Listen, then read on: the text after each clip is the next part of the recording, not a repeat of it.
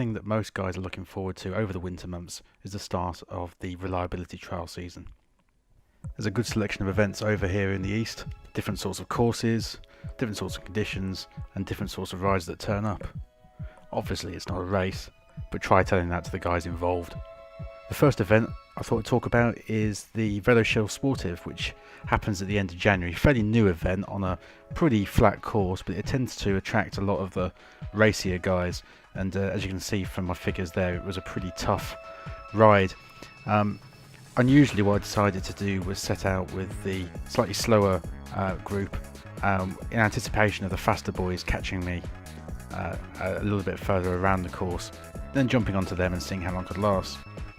What panned out was that it took the fast group an age to catch us. We were probably about 30 miles in by the time that they did, and as a consequence we're pretty tired, having spent a lot of time working on the front of the group that we were in. So by this point in the video, the fast guys have caught us. I've jumped on to their group, and the thing you'll notice with the faster guys is that what really kills you is the pace with which they jump out of the corners. So I mean, here it's pretty comfortable. I mean, this is no faster than we were probably riding in the group before we got caught, but every time there's an acceleration the watts jump up massively, and that really has a wearing effect on you. It's why positioning within the group can end up being so important. So if I remember right, this was a fairly big group, maybe about 25-30 riders. Conditions were really cold. There's quite a lot of ice on the route, and I think that had scared off quite a few guys, but it wasn't stopping this group hammering it down these quite narrow lanes. So I think at this point I'm positioned about halfway down the group, just trying to suss out what's going on. We've probably been riding with them for about 10-15 minutes by this point, and already some of the accelerations from guys attacking off the front and just the general jumps out of the corners was having quite a tough effect on me. You can just see here again, the pace has just gone up a little bit, and I'm well over 400 watts just trying to hang in on that wheel, and then there's a corner and it slows down again. The watts come right off, you ease back, and then what's going to happen? You jump massively out of the corner. And like I said, this is the bit that really kills you. You can see that, you know, I'm up to 500 watts just trying to get out the corner, and that means that I'm ending up letting that wheel just slip there. It's not a problem because, as I said, I'm halfway up the group and there's plenty of wheels to you know, allow them to slip past me, and I'll just slide down the group and stay in there and look for an opportunity to move myself up when it's safe to do so. Key often in these sort of situations is not to panic. You know, it's pretty flat here. I think we're just about to start a descent, and there's no way I'm going to lose these guys here, probably because I'm about 4 or 5 kilos heavier than any of them, and that counts when you're going downhill to your benefit. So just tucked in here nicely, waiting to see what happens, and I think this is a reasonably quick little descent, not particularly steep, but you know, when you're in a big group you're going to hammer along here, especially when no one really cares whether there's ice on the road or not. Probably noticed there the chap in front got a friendly little bit of encouragement to hold his line, and often that's all you need to do. Just put your hand on someone's back, just remind them that they're all over the road, and you know, that they should just be a little bit more careful with their lines.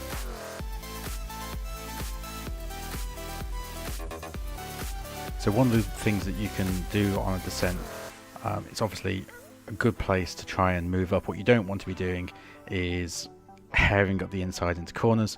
It won't make you very popular, but on a descent there's always opportunities to just move yourself up the group a little bit, and in particular when people are braking coming into corners, you can just slide up a little bit, although as I said, be careful, because if you go bombing up the inside, someone's going to put you in the ditch, because it doesn't impress people when you do that.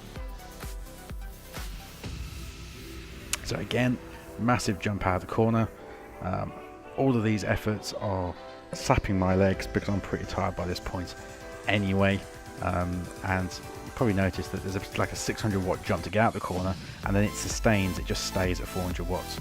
and all the time I'm thinking about positioning, and I'm just having a chat there with Pete, who's next to me, about whether we should close this gap.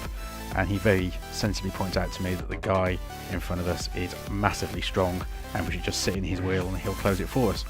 And that's something that can help, knowing the guys around you, knowing who's a good wheel to follow, knowing whether this is a guy that's going to let this gap go and that you need to jump across, or whether you can just sit there and let him ease you back on. So I think kind of the key point to take away here is that when it's just flat and the only real sort of difficulties are twists in the lanes and so on, it's fairly easy to stay in as long as you position yourself right and you just cover those little kicks out of the corners. So this is a little bit further on, and the group has slowed right down. So the group has basically sat up here. Again, no rhyme or reason, just decided they're going to sit up. Problem is, when that happens, often people feel that's a good time to attack, and there goes my mate on his mountain bike up the outside, attacking the whole group. Oddly, on this occasion though, I think everyone just kind of looks around, wonders what the hell some guy on a 20-year-old mountain bike with knobbly tyres is doing, attacking the bunch at the outside. There's a bit of looking around in astonishment as to what had just happened, but these guys aren't going to worry about that too much. So you've got to read what the group's doing. There's going to be an increase in pace soon, because they won't ride along at this pace for too long. But again, I'm well tucked in here, I'm sheltered from all sides. I'm just waiting to see what happens, and you can see there's an increase in speed now. The watts jump up, but it's not too hairy. And here we are a little bit further down the road, and poor old Trevor's attack has come to the end, and you'll see him coming back almost as fast as he attacked down the left hand side.